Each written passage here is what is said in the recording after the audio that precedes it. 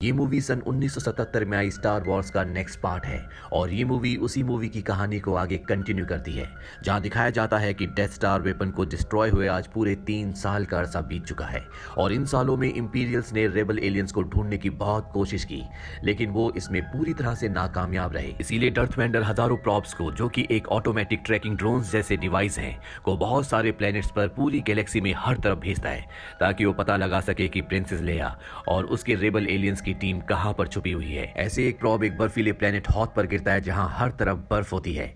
Luke Skywalker, जिसने पिछली movie में डेथ स्टार को डिस्ट्रॉय किया था, वो वहीं पर उस प्रॉब को गिरते हुए देखता है और उसे मिटियोर समझकर उसके करीब जाता है ताकि उसकी जांच कर सके। लेकिन ऐसा करते हुए एक बर्फ का बहुत बड़ा मॉन्स्टर उसे पकड़कर अपनी गुफा में ले जाता है और जिस एनिमल पर ल्यूक सवार था उसे खाने लगता है। वहां बेस कैंप में सब परेशान नजर आते हैं क्योंकि ल्यूक से किसी का भी कोई भी कांटेक्ट नहीं हो पा रहा होता। प्रिंसेस लिया भी बहुत ज्यादा परेशान नजर आती है और वो अपनी परेशानी उस पायलट को, जिसने पिछली मूवी में उसका साथ दिया था, जिसका नाम हैन सोलो है, उसे बताती है। हैन, जो कि अब रेबल एलियंस का हिस्सा बन चुका है, पर हैन को पकड़ने के लिए उसके ऊपर बहुत बड़ा इनाम रखा गया है, इसलिए बहुत सारे एलियंस उसके पीछे होते हैं, जिनमें बाउंटी हंटर्स भी हैं। बाउंटी हंटर्स उन्हें कहा जाता है जो पैसों के लिए लोगों को पकड़कर उन लोगों के हवाले कर देते हैं जिन्होंने उनके ऊपर इनाम रखा गया है।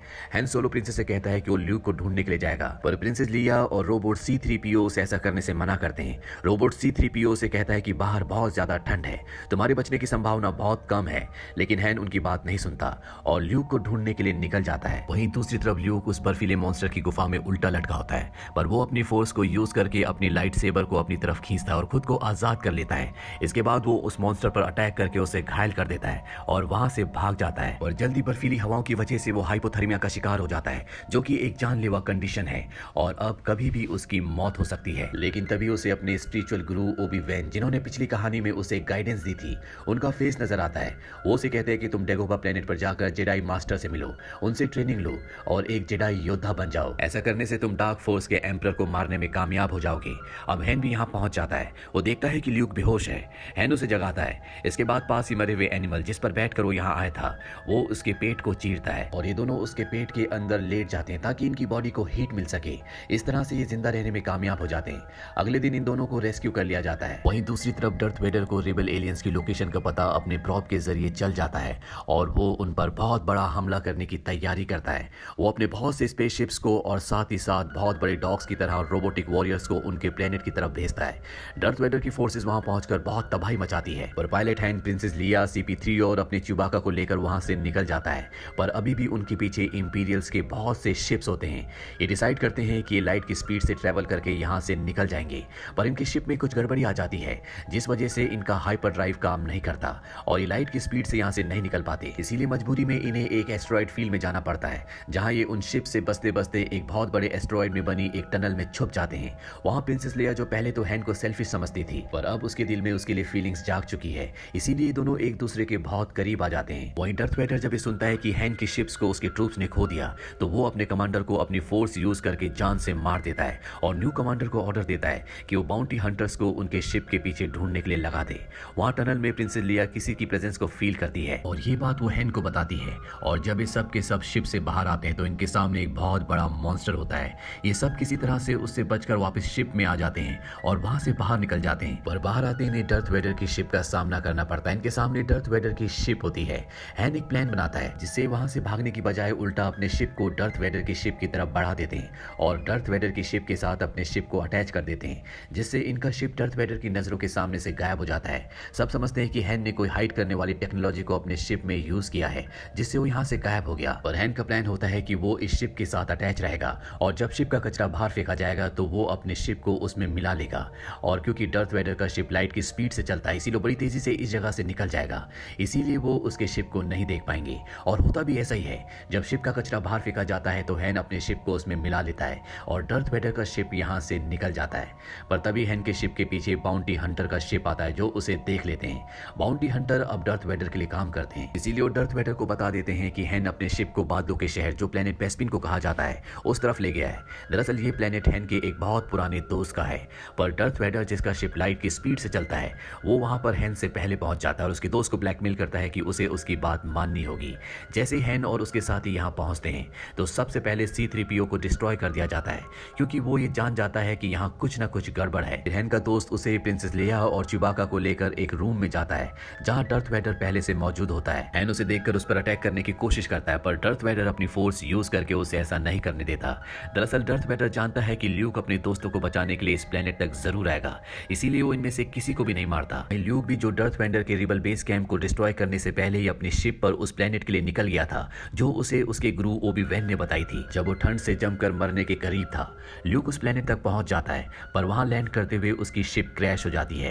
वहां उसे जेडाई मास्टर योद्धा मिलते हैं, जो कि ग्रीन कलर के बड़े कानों वाला और छोटे से कद वाला एक क्रीचर है। दरअसल इसी जेडाई मास्टर ने ओबी वैन को भी ट्रेन किया था और अब ओबी वैन के कहने पर उसे ल्यूक को भी ट्रेनिंग देनी थी। हालांकि ओबी वैन मर चुका है, लेकिन जेडाई मास्टर आज भी उसकी आत्मा को देख सकता है, उससे बातें कर सकता है। वो ओबी वैन को कहता है कि मुझे नहीं लगता कि ल्यूक एक योद्धा बनने के लिए तैयार है। उसके अंदर बहुत गुस्सा है जिसे वो कंट्रोल नहीं कर सकता, उसके अंदर नेगेटिव इमोशंस है जिसे वो काबू में नहीं रख सकता। लेकिन ओबी वैन को ल्यूक पर विश्वास है, इसीलिए वो जेडाई मास्टर को कहता है कि आपको इसे ट्रेन करना होगा। और अब जेडाई मास्टर ल्यूक को ट्रेनिंग देना शुरू करते हैं और वो उसे फोर्स का यूज करने का तरीका भी समझाते हैं। यहाँ ओबी वैन को यह भी पता चलता है कि डर्थ वेडर असल में ओबी वैन का एक स्टूडेंट था, पर वो अपने नेगेटिव इमोशंस को काबू में नहीं रख सका और इस फोर्स की डार्क साइड की तरफ खींचता चला गया। ट्रेनिंग के दौरान ल्यूक को विजन्स आते हैं, जिसमें उसे दिखता है कि बादलों के शहर में उसका दोस्त हैन और प्रिंसेस लेया खतरे में है। वो तय करता है कि वो उन्हें बचाने के लिए जाएगा, और जेडाई योद्धा और ओबी वैन उसे रोकने की कोशिश करते हैं और उसे समझाते हैं कि उसकी ट्रेनिंग अभी पूरी नहीं हुई, उसे अपनी ट्रेनिंग को पूरा करना होगा, तभी वो इन शक्तियों को कंट्रोल कर सकता है। ओबी वैन उसे कहता है कि डर्थ वेडर की तरह वो उसे डार्क फोर्सेस की तरफ खींचता हुआ नहीं देख सकता, पर ल्यूक इन दोनों से प्रॉमिस करता है कि वो वापस जरूर आएगा और अपनी ट्रेनिंग को पूरा करेगा। उसे जाता हुआ देखकर ओबी वैन कहता है कि उसे ल्यूक पर पूरा भरोसा है, वही उसकी आखिरी उम्मीद है। जेडाई मास्टर कहते हैं कि नहीं, कोई और भी है जो इसके काबिल है। वही हैन के दोस्त के प्लेनेट पर दिखाया जाता है, जहां पर डर्थ वेडर हैन को एक कार्बन फ्रीजिंग चैम्बर में डाल रहा होता है। दरअसल वो देखना चाहता है कि इसके अंदर किसी को फ्रीज करने के बाद वो बचता है या नहीं, क्योंकि वो ल्यूक को इसके अंदर फ्रीज करके अपने एम्परर के पास ले जाना चाहता है।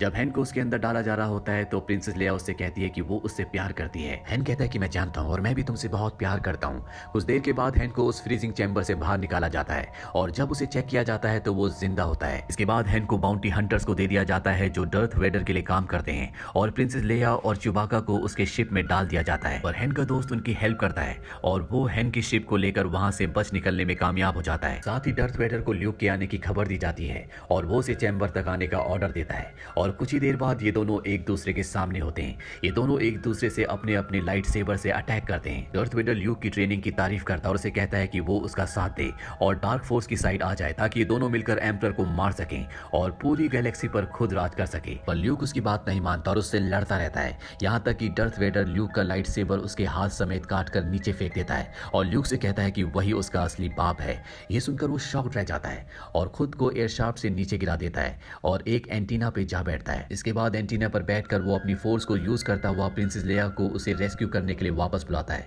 और जब उसे रेस्क्यू करके वापस ले जाया जाता है तो डर्थ वेडर की शिप उनके पीछे लग जाती है और उन पर फायरिंग करना स्टार्ट कर देती है।